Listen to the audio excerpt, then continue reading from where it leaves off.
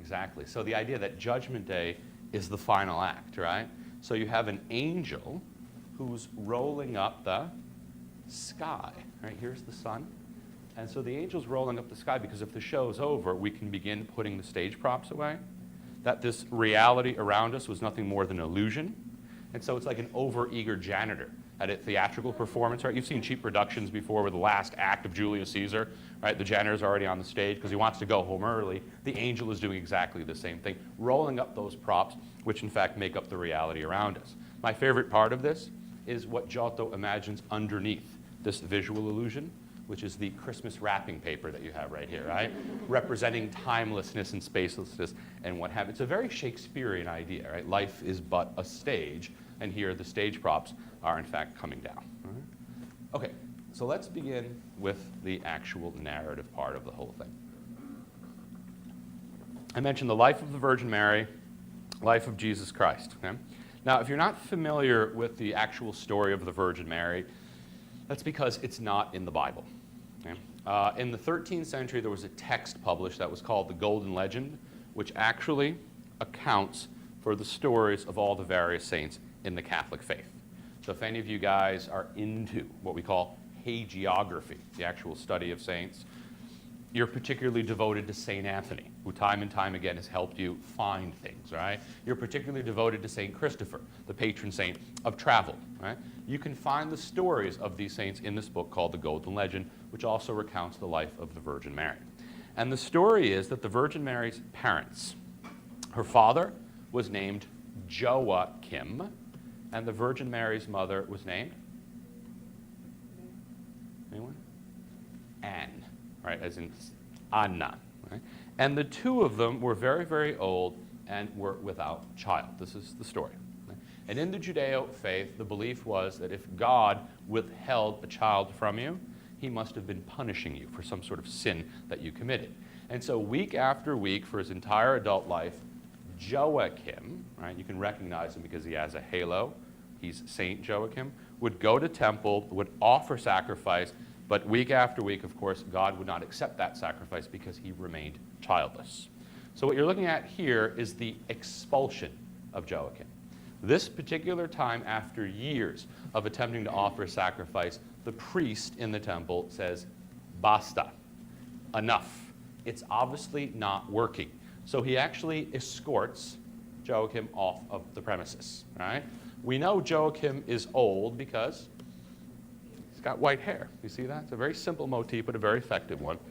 The lamb that he was bringing to offer and sacrifice, he's now kind of holding on to as if it were a teddy bear, right? Reassuring him in this particular moment. The priest looks like he's been to bouncer school or something like that, right? So that pretty martial art maneuver that he does there is he escorts Joachim off. And just to throw some salt into the wound, while Joachim is being escorted off the premises, what's happening inside of the temple? Yeah, and the man being blessed is older or younger than Joachim? Much younger, full head of brown hair, right? So he's probably just come to temple to inform the other priest, my wife is pregnant. And so the priest gives him that blessing because God has blessed him, while poor Joachim here instead is being kicked out. Right? So if this were a movie, and we're going to talk about the sort of cinematic qualities of this fresco cycle, the music that I imagine, the soundtrack, would be that kind of dramatic cello music in the background as we get off to a rather ominous, right, and kind of pessimistic start to the whole thing. Scene number 2, Joachim going out into the wilderness. Okay? Would anyone like to describe for me the emotional state of Joachim in this particular image?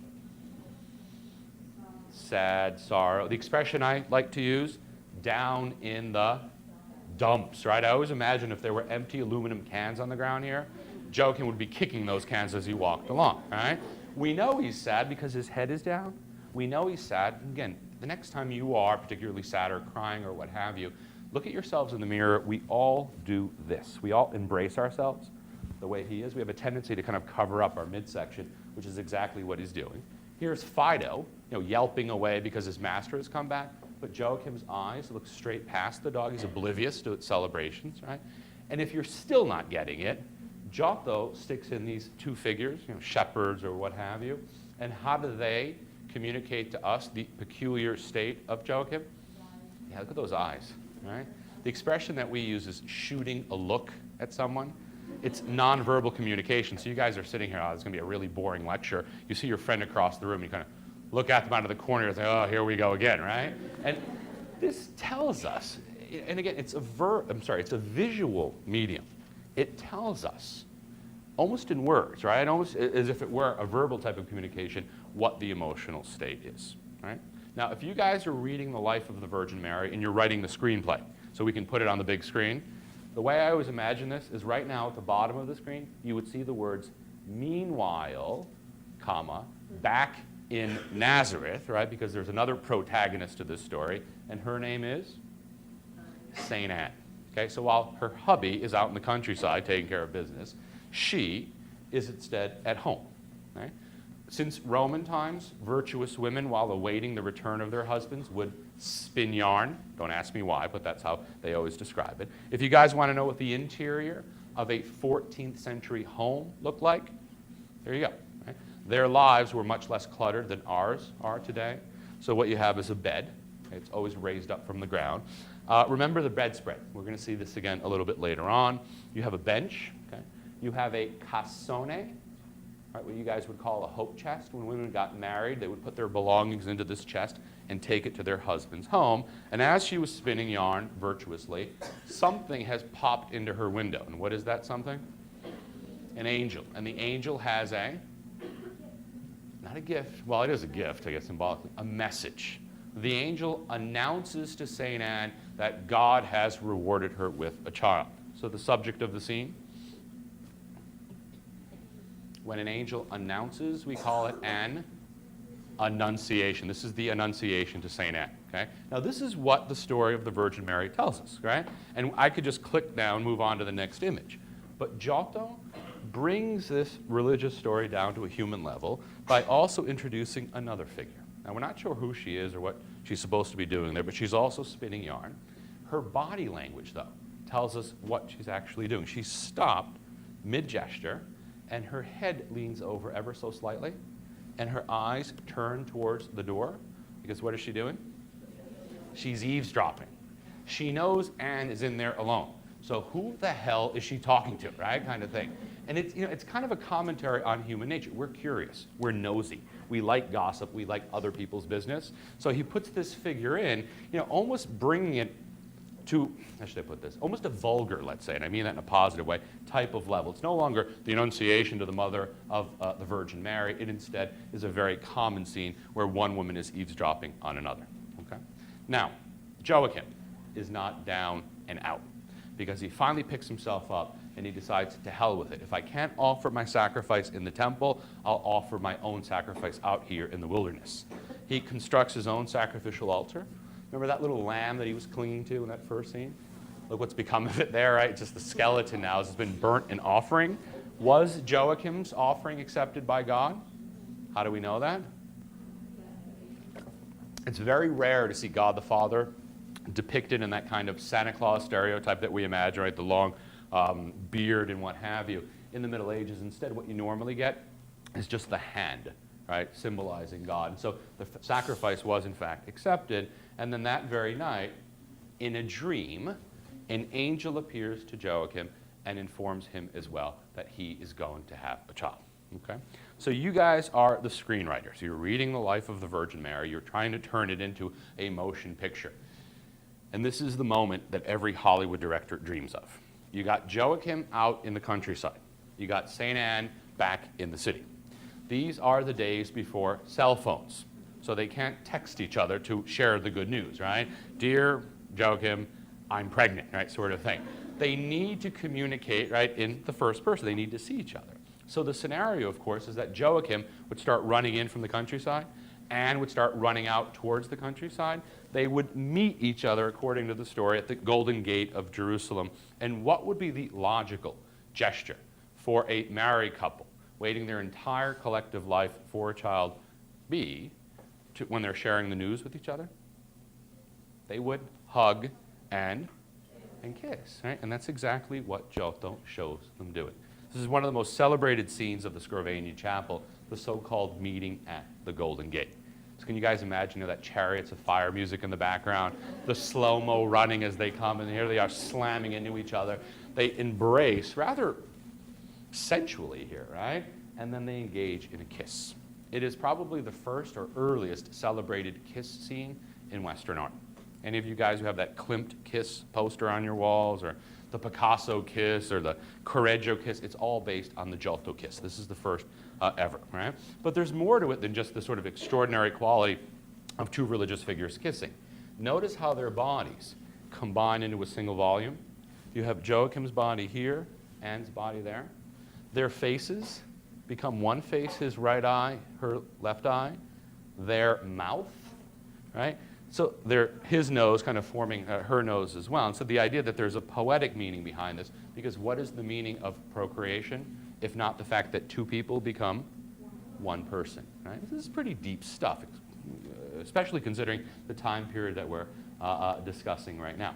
Interesting side note, okay? About 30 years later, one of Giotto's students painted exactly the same scene on the walls of a church called Santa Croce in the city of Florence. But before he showed the two saints kissing, this painter, his name was Taddeo Gaddi, wrote a letter to the Archbishop of Florence asking permission to show the two saints kissing. Okay? Archbishop wrote back and denied that permission. Okay? Archbishop wrote that if he showed them kissing, it would be as good as showing them fornicating. And at this time, there was a very important philosophy in the church, or a doctrine called Immaculate Conception, which maintained that the Virgin Mary was not born the way all of us were, that is, through biological procreation. She was born sort of outside of time.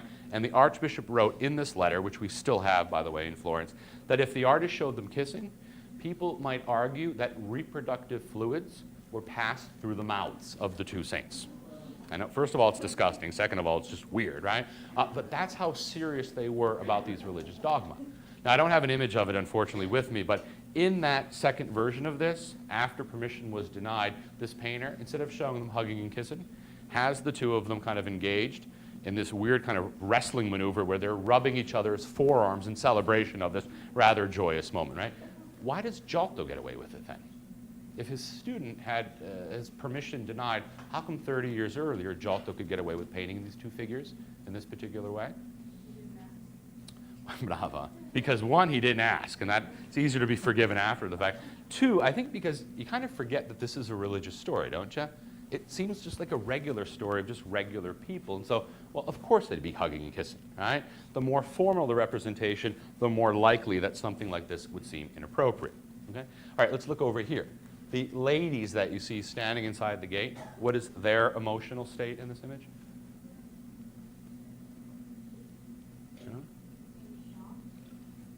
No, their faces.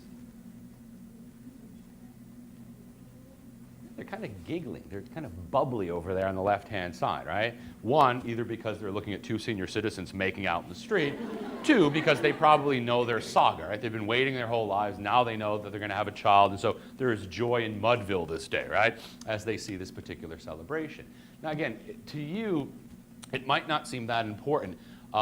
But in the early 1300s, most painters did not know how to communicate emotion through facial expressions. Giotto is perhaps the first to do so successfully. So he pulls the mouth back, he kind of cringes the eyes, and of course, they appear to be laughing and celebrating this particular moment. So with the bright, sunny day, those really beautiful sort of soft colors on the figures, it seems to be an incredibly happy scene, if not for the fact that in the background, there is a rather looming figure. Now, if I were the director, what I do is kind of close in on this hooded figure, and the music would be dun, dun, dun, right? What's she doing back there? What is her role? Jealousy, she looks disgusted.